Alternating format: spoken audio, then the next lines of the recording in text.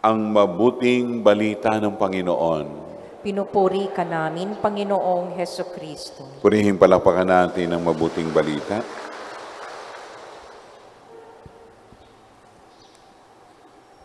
Una ay doon tayo sa pinaka-talata 10.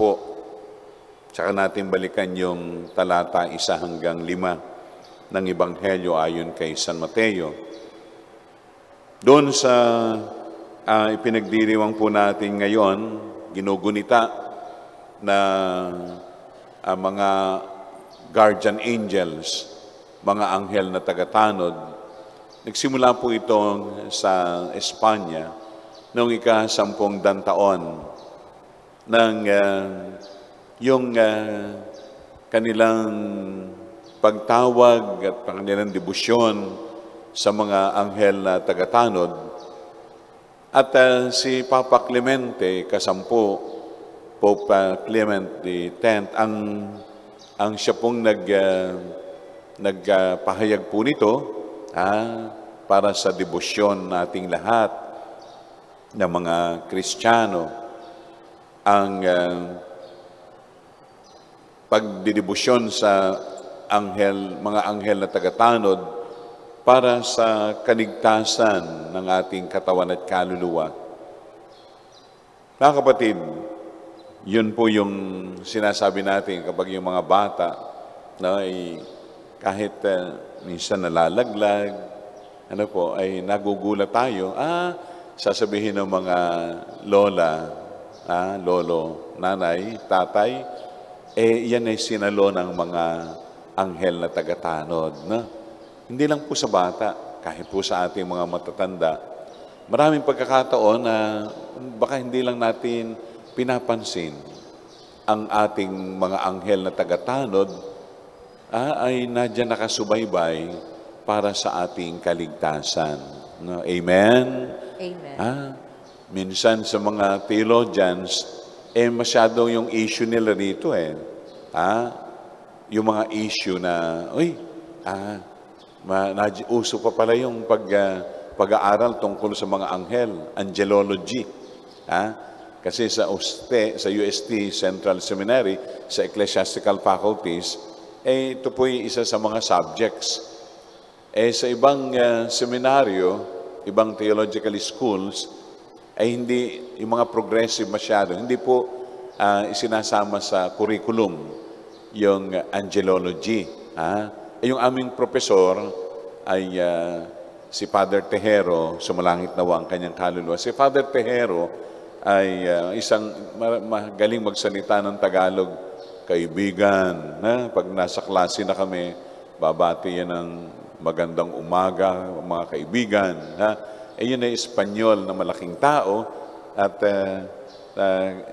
bilang Espanyol, yun nga sabi natin, sa kanila kasi nagsimula yan yung debosyon sa mga anghel na tagatanod, sila talaga yung may malalim na debosyon. Kaya naman pag kanyang pinakilala sa mga estudyante ang tungkol sa mga anghel, kahanga-hanga. Sabagat meron sila mismong debosyon at sa kanila nagsimula itong debosyon sa mga anghel na tagatanod.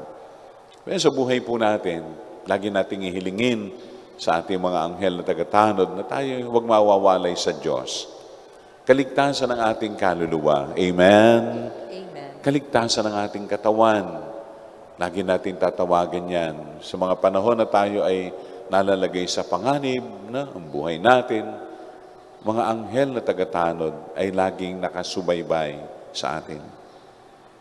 Ikalawa, doon sa napagnilayan na po natin to ng nakaraang mga linggo, sino ba yung pinakadakila sa kaharian ng langit? Pinakadakila. Bakit yung sinasabi natin ng mga bata? Kinuha pa ni Jesus ang bata upang ipaharap sa kanyang mga alagad. At sabi niya, kapag hindi kayo nagbago, tumulad sa mga batang, hindi kayo mapabibilang sa pinagaharian ng Diyos. Yung pagpapakababa ng bata. Mga bata, humble po yan eh. Karanasan ko ng 16 na taon sa pamamahala ng paaralan. Yung mga bata po talaga eh, makita mo yung galaw po nila. So simple, so innocent, at saka po talagang so humble.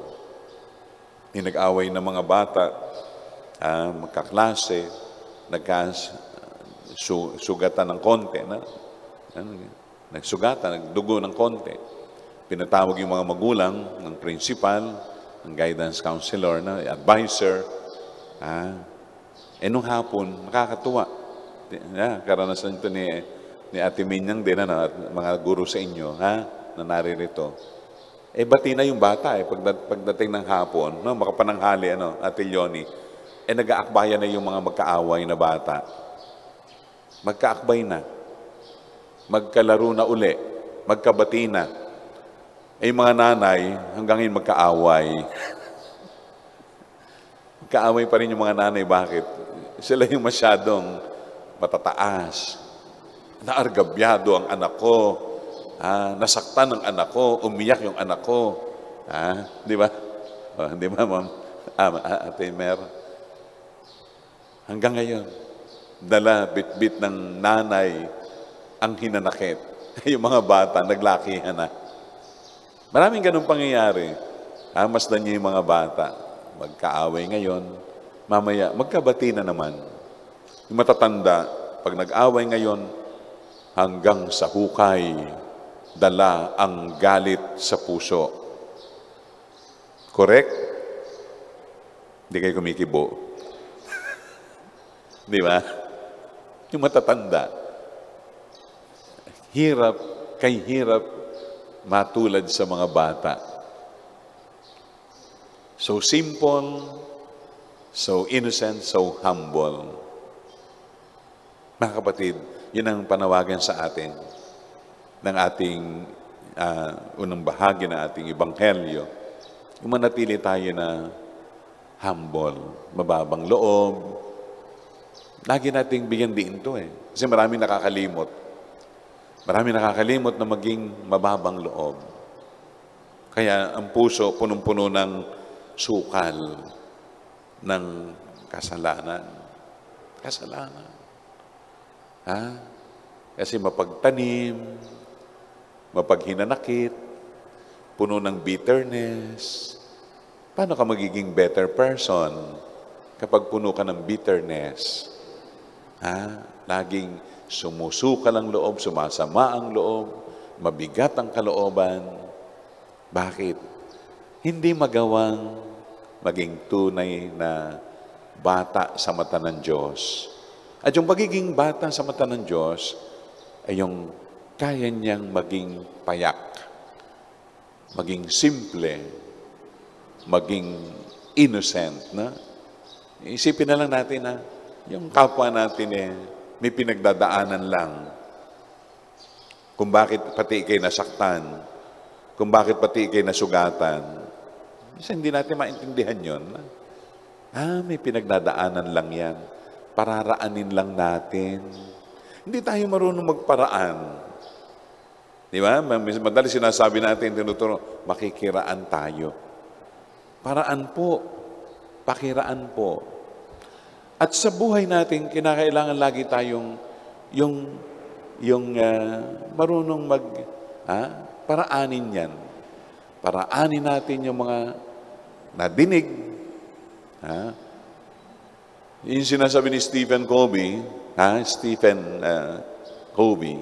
sabi niya, yung po yung author ng 7 Habits of Highly Effective People. Be careful with the thoughts that you accept. Maingat lang sana tayo lagi sa tinatanggap natin na kaisipan. Narinig mo yung sinabi, dinamdam mo na. Pinabigat mo na yung buhay mo. Pinabigat mo na yung buhay mo. At ang masaklap niyan, nang dadamay ka pa ng iba. Share mo. Actually, kaya mo sineshare, humahanap ka ng kakampi. Di ba?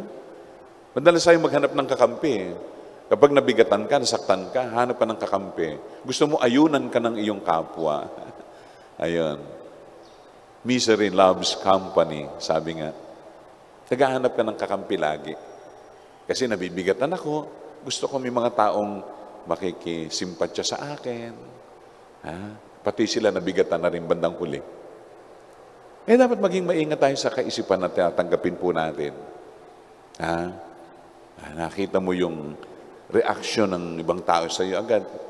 Tingnan ka lang ganun talaga tumingin pailalim. Wala kang magagawa doon. Yun ang mata niya, pailalim. Nag-isip ka na agad. Ano yung sinasabi nito sa isip niya sa akin? Sa kalooban niya, ano yung sinasabi niya sa akin? Masyado tayong apektado. Pero kung tutulad tayo sa mga bata, yung kanilang pagiging payak, pagiging inosente, yung paraanin mo lang. Parang wala ka nakita, wala ka narinig. Di ba, magaan ang buhay? Amen? Amen. Magaan ang buhay kapag pinaparaan mo lang yung lahat. Paraanin mo lang yun. Paraanin mo lang. At iyon ay nakaugat doon sa humility. The queen of all virtues. The queen of all virtues. Yung mababang loob, sige lang. Huwag mong dalhin. Hayaan mo yung ibang tao, yung magdala. Sabi ng matatanda, buntot mo, hila mo. Correct, Ate Mer? Buntot mo, hila mo. Sige lang, paraanin mo lang yon.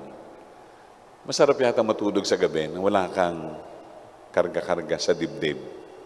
Masarap matulog sa gabi kapag payapa ang loob mo, ang puso mo. At sasabihin mo sa Panginoon, Lord, yung kukunin mo bukas, basta po, nililinis ko to Kung pagkukulang ko sa iyo ngayon, maghapon na ito, nagdaang mga araw, patawarin mo. Patawarin mo. Bigyan mo ako ng pagkakataon. Gusto ko matulog sa bisig mo. Di ba? Amen? Amen. Ayun. Yun lang. Pag nilayan natin mabuti, makita nyo, sasaya ang buhay mo. Ang buhay natin.